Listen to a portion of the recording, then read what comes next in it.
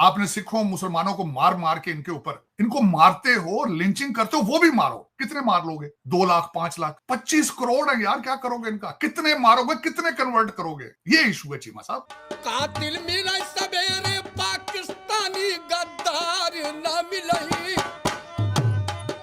एक पॉपुलेशन को खुश करके आपने उस वहां पे रूल करना है, ठीक है, वेरी वेरी गुड पॉलिसी, जब तक काम करेगी। जावेद अख्तर के पास क्या चॉइस है? वो ये लफ्ज नहीं बोलेगा तो बॉम्बे घुसने देगा उसे कोई? उसकी प्रॉपर्टी है वहां पे, बड़ा अमीर आदमी है, उसकी गुंजाइश है उस कंट्री के अंदर। जिस कंट्री के अंदर मूवी नहीं चला सकते, बैन है पाकिस्तान के साथ क्रिकेट मैच खेलना, बैन है। जिस जहां कोई एक्टर पाकिस्तान के किसी प्रमोटर से काम करे, पाबंदी लग जाती है उस पर। चीमा वहां पे जावेद अख्तर को घुसने देगा कोई? आगे मैं बात बता, चीमा साहब मैं मुसलसल कहता हूं, इस नफरत का, इस आग का जो आप आग लगा के हाथ सेक रहे हैं अभी, इसका फ्यूचर खतरनाक है। भारत के अंदर पाकिस्तान बनाना चाहते हो आप? जब उनको इतना तंग कर लोगे, मार मार के मस्जिदें सारी बंद कर दो, मंदिर बना दो, ठीक है। पाकिस्तान में भी तो ऐसे ही करते हैं, ये भी मुसलमान है, मेजॉरिटी में से मेजॉरिटी के वोट तो पाकिस्तान में भी लिए जाते हैं। पाकिस्तान नहीं, चीमा साहब वोट माइनॉरिटीज को भी दबाया जाता है, तो क्या फर्क है? नहीं चीमा साहब, आम सो सॉरी कि पाकिस्तान में मोदी साहब जैसा कोई लीडर आए।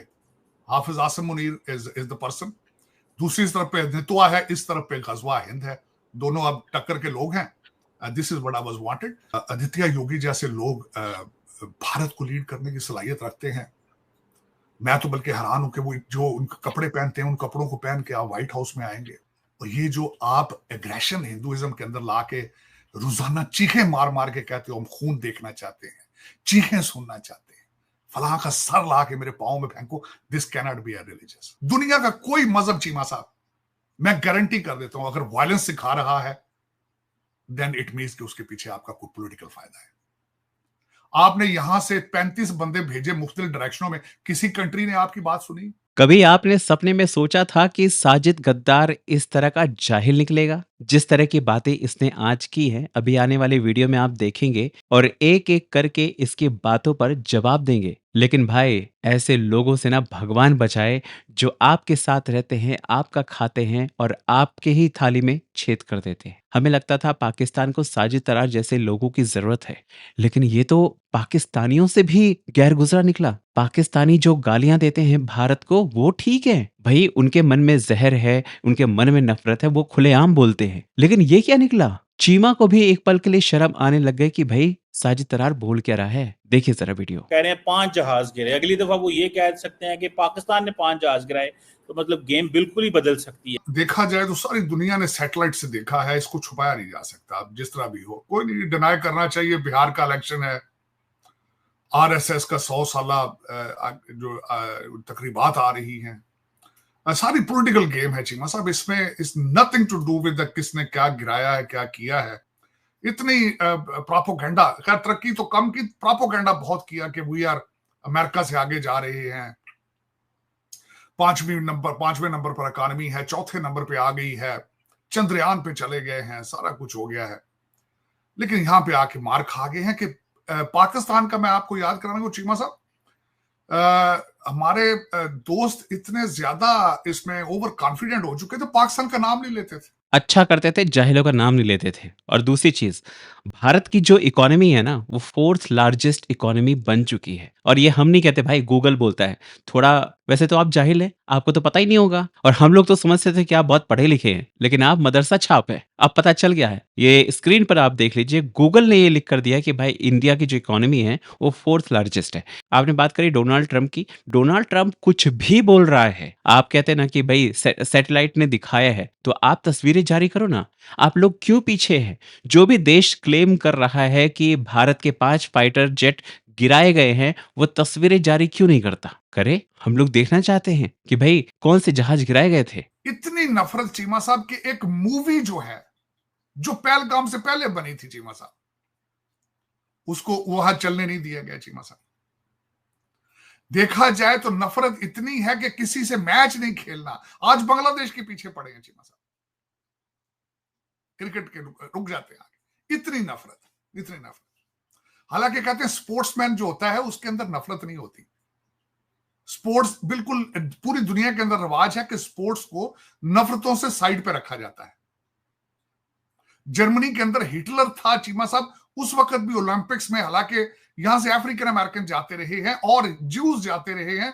नफरत होती थी इतनी ज्यादा। आप ये देखें कि हिटलर ने, जिसने हॉलोकॉस्ट किया था, वहां पे ओलंपिक्स में ज्यूज आते रहे आगे, लेकिन पता नहीं यहाँ पे इतना ज्यादा इन्वेस्टमेंट नफरत में कर दी गई है, जो कि मेरा ख्याल है कि इनकी अपनी तरक्की के लिए बहुत खतरनाक होगा, इनके लिए अच्छा नहीं है। और बल्कि अब दुनिया देख रही है, ओवर कॉन्फिडेंस होना, बुली करना हर दुनिया को, डोनाल्ड ट्रंप को कहना कि तुम छोटे हो, हम तुमसे बड़े हैं, 56 इंच की छाती है, 58 इंच के शोल्डर हैं, और ये इतना इस चीज को करना, it is hurting now badly. कि आप रीजन में देख लें, मैं हमेशा यही फार्मूला पाकिस्तान के हवाले से कहता था चीमा साहब, कि पाकिस्तान तरक्की नहीं कर सकता जब तक अपने नेबर्स के साथ रिलेशनशिप ठीक नहीं करेगा, ट्रेड नहीं उनके साथ करेगा। असल दर्द तो अब निकल कर सामने आ रहा है। एक तरफ ये आतंकी भेजकर भारत में हमले करवाते हैं, दूसरी तरफ इनको चाहिए कि हम इनके देशों से जो कलाकार आते हैं उनको अपने घर पर बिठाएं और उसके बाद उनका सम्मान करें, उन्हें काम दे, पैसा दे, मोटा पैसा। समझिए, इंडियन मार्केट जो है, बॉलीवुड इतना बड़ा मार्केट है, इनके यहाँ से जो भी कलाकार आते हैं सबको पैसों से लाद दिया जाता है।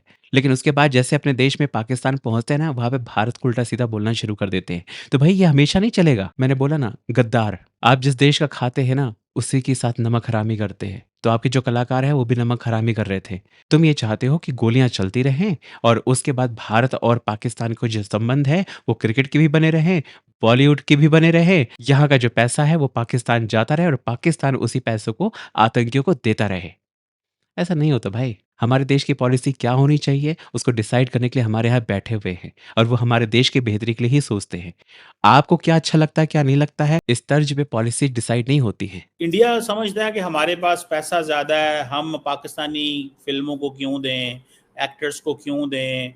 ये सारी की सारी सब जो वो इंडिया की जो मोनोपोली है इस खित्ते के अंदर, वो मेंटेन करना चाहते हैं। तो ये क्यों मोदी साहब को चाहिए ना कि वो एक बड़े लीडर बने इस खित्ते में, उनका बड़ा नाम है, उन्होंने तीसरी दफा दर हकीकत देखिए, सिंपल आप डॉक्टर साहब कहा करते थे कि मोदी साहब लेगेसी छोड़ना चाहते हैं। बिल्कुल लेगेसी छोड़ेंगे वो, बल्कि उनके स्टैचूज बनेंगे, इसमें कोई शक नहीं, उनके स्टैचूज लगेंगे वहां, इसमें कोई शक नहीं। ये नेशनलिस्ट लीडर है, उन्होंने वो नेशनलिज्म को आगे लेकर आए हैं, उन्होंने सेकुलरिज्म को बिल्कुल खत्म कर दिया है। उन्होंने, उनका एक सिंपल फार्मूला था उनका चीमा साहब, कोई जेट साइंटिस्ट होने की जरूरत ही नहीं। उन्होंने फार्मूला उनका ये था कि मेजॉरिटी में से मैंने मेजॉरिटी के वोट लेने। मेजॉरिटी पॉपुलेशन मजहब कौन सा है? हिंदुइज्म है। उन्होंने कहा हिंदुओं में से मैं अगर मेजॉरिटी हिंदुओं के वोट ले लूं, मुझे इन माइनॉरिटी के टूटे फूटे सिख, ये मुसलमान, ये क्रिश्चियन, इनको, बल्कि उन्होंने उनकी तो पॉलिसी ये है कि इनको मारो और मेजॉरिटी हिंदुओं को खुश करो और वोट लो तो बल्ले बल्ले। और 2-4 फाइनेंसर जो एटीएम मशीनें साथ रखो, Adani Ambani, they don't care about it. ये सिंपल फार्मूला उनका, और काम कर रहा है फार्मूला। जो चैनल बोले उसको खरीद लो और आप देख ले। मैं तो सारी फैब्रिक देखता रहता हूँ, हर बड़ी पोजीशन वो अपने गुजराती को लेकर आते हैं साथ, अपने सारे अपने बंदे रखो और चलाओ। और मेरे ख्याल में भारत में अगर ये फार्मूला काम कर रहा है डिक्टेटर टाइप, हाँ, इसमें they should enjoy, but don't claim it कि we are the largest democracy on the planet. What you talking about? लेकिन तार साहब वो वोट तो कराते हैं ना, वोट तो पाकिस्तान में भी हो रहे हैं। कौन वोट नहीं हो रहे पाकिस्तान में? लेकिन वोट डालते कहाँ है, जाते कहाँ है? नहीं, इंडिया में तो ये ऑपोजिशन ये क्लेम वहां भी इश्यूज है वहां पे। आप बोल के दिखाएं जरा, आप बोल के दिखाएं।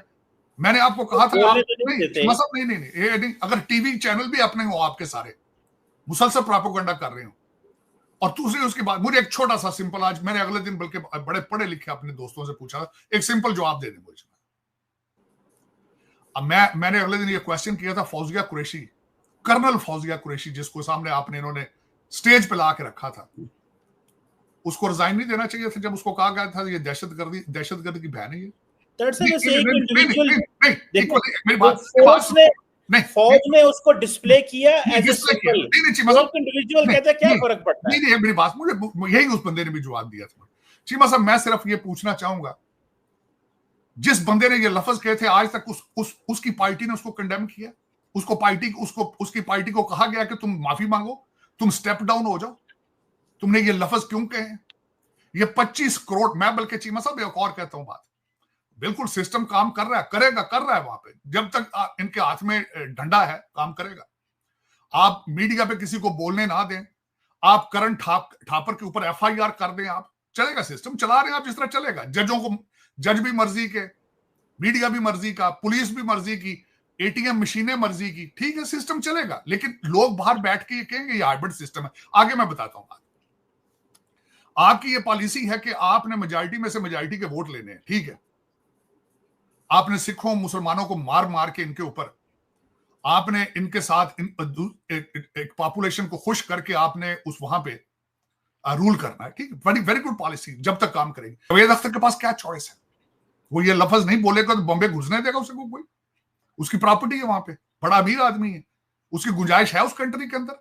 जिस कंट्री के अंदर मूवी नहीं चला सकते, बैन है, पाकिस्तान के साथ क्रिकेट मैच खेलना बैन है, जिस जहां कोई एक्टर पाकिस्तान के किसी प्रमोटर से काम करे पाबंदी लग जाती है उस पर। चीमा वहां पे जावेद अख्तर को घुसने देगा कोई? आगे मैं बात बता, चीमा साहब मैं मुसलसल कहता हूं, इस नफरत का, ये इस आग का जो आप आग लगा के हाथ सेक रहे हैं अभी, इसका फ्यूचर खतरनाक है। भारत के अंदर पाकिस्तान बनाना चाहते हो आप? जब उनको इतना तंग कर लोगे, मार मार के, मस्जिदें सारी बंद कर दो, मंदिर बना दो, ठीक है, इनको मारते हो, लिंचिंग करते हो, वो भी मारो, कितने मार लोगे?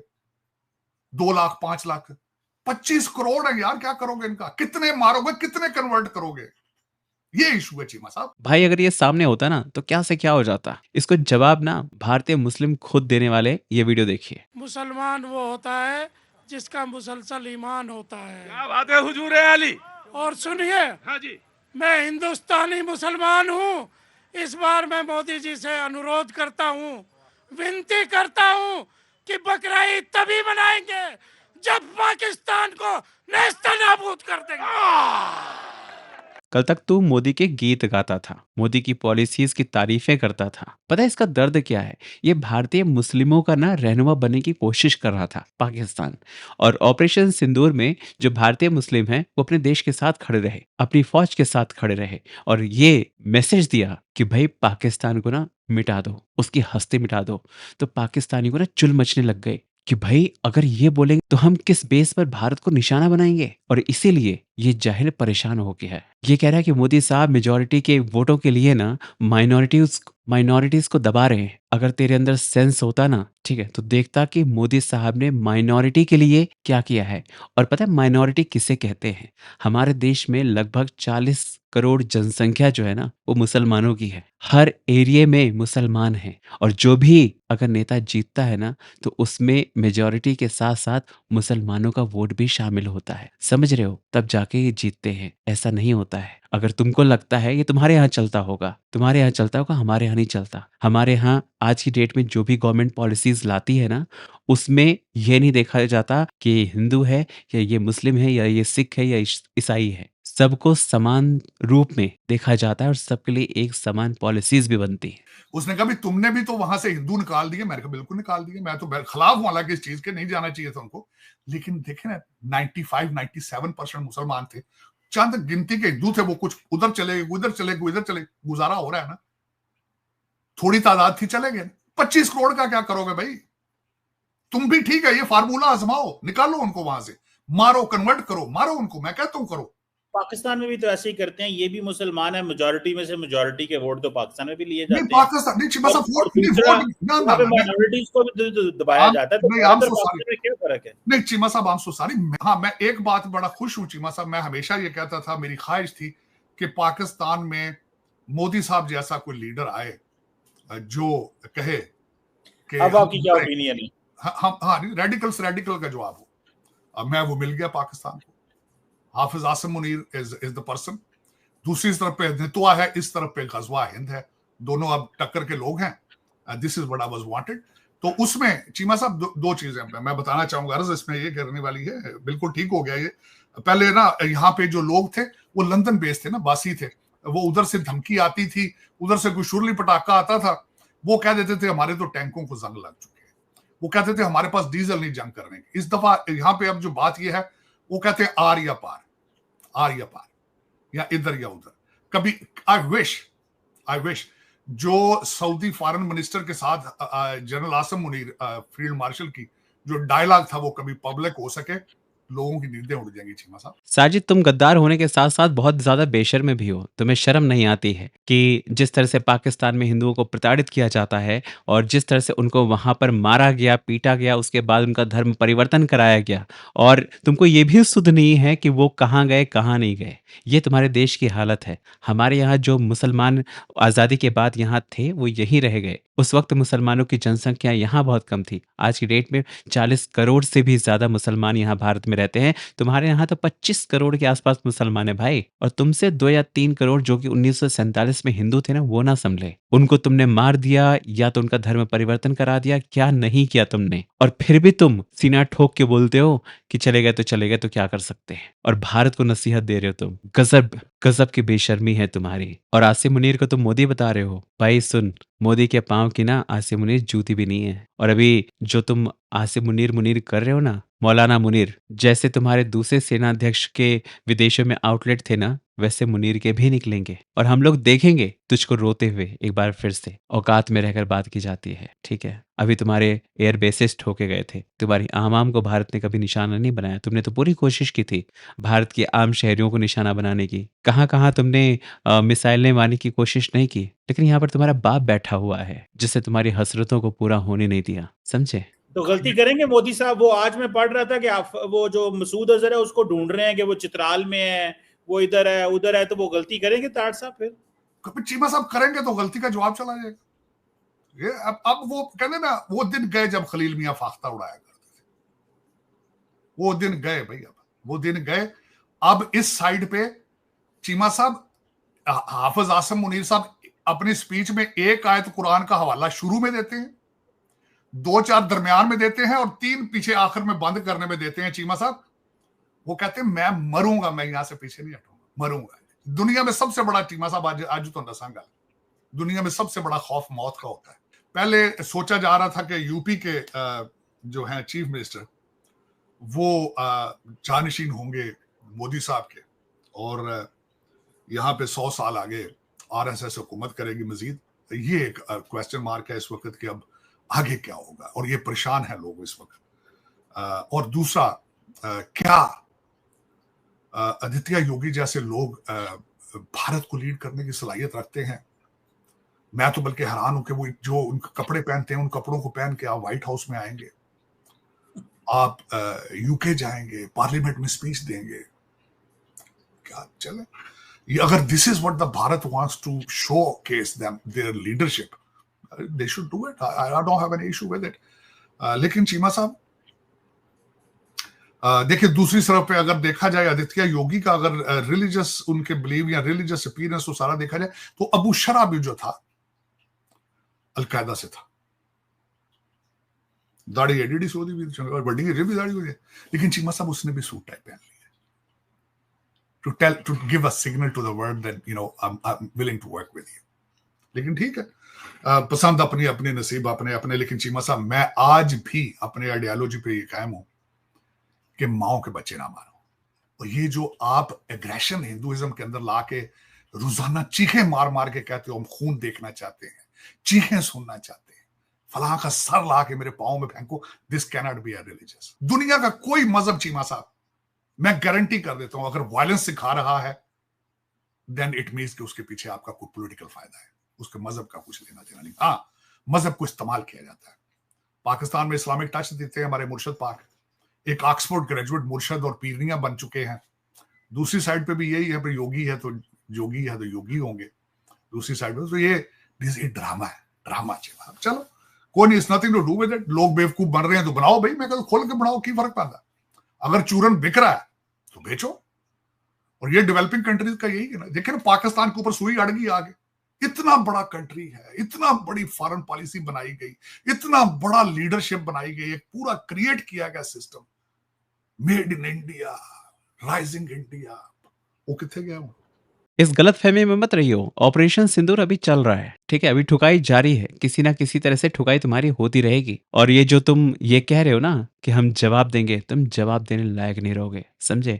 और रही बात योगी की, योगी से ना पाकिस्तान अभी भी कांपता है। वो कांपने लग गया है पहले ही। अभी वो देश के प्रधानमंत्री बने ही नहीं है, लेकिन पाकिस्तान की पतलूनें गीली हो रही हैं। और हाँ, तुमने पहनावे की बात की है, तो भाई सुनो, तलवार की नोक पे ना सलवार तुम लोगों ने पहनी थी, समझ रहे हैं? तलवार की नोक पर सलवारें तुमने पहनी थी। जो जो हिंदू शेर है ना, जो हिंदू शेर है ना, वो अपनी पोशाक में ही रहता है। और तुमको इतना पता होना चाहिए, वैसे पता कहाँ ही से होगा तुमको, जाहिल, कि वो योगी है। वो हमारे देश के एक राज्य के मुखिया हैं, लेकिन उससे पहले वो योगी हैं। इसलिए उन्होंने अपने पहनावे को चेंज नहीं किया, और वो मुझे लगता है आगे चेंज भी नहीं करेंगे। व्हाइट हाउस में तुम्हारा इमरान खान क्या सलवार पहन कर नहीं जाता था व्हाइट हाउस में? उसके ऊपर नहीं बोलोगे तुम, जाहिल। मैं रिक्वेस्ट करता हूं आप लोगों से, आप ये वीडियो पूरा देखिए, आपको पता चलेगा जिनके आप गुणगान करते थे उनकी असल सोच क्या है। समझ रहे हैं? ये है इनकी असल सोच। इनको भारत में इतना प्यार मिलता था, भारत में कोई भी प्रोग्राम होता था इनको इनवाइट किया जाता था।